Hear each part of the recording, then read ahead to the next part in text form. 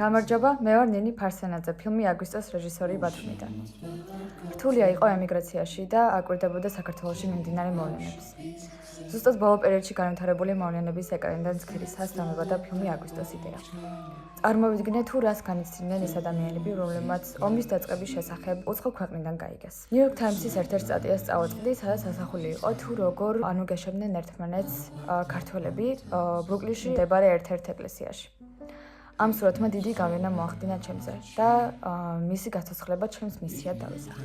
ასე დაიბადა ლუკა, ქართველი ბიჭი, რომელიც სულ მარტო აღმოჩნდება ბრუკლინის ქუჩებში 2009 წელს და ის ბოლოჯერ ესაუბრება დედას ტელეფონით. მის ისტორიას 2024 წლის პროტესტებამდეც მივყავართ. გამარჯობა, ჩემი სახელია ლაზარე და მაქვს პატივი ვითამაშო ლუკას როლი ფილმ აგვისტოში.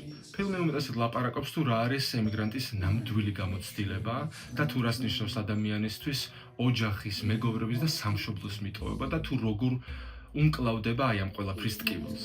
იმედია გამომივა, იმედია მოგეწონებათ. უღრმესი მადლობა. გამარჯობა, მე ვარ ნაკა გელაშვილი და ვასრულებ თინას როლს ფილმში სახელად აგვისტო. ამ ფილმის სცენარი ჩემთვის გულთან ძალიან ახლოს არის, როგორც ყველა ქართველი ემიგრანტისთვის, ვისაც იწევს საზღვარგარეთ ცხოვრება და ამ სირთულეების გამოლა.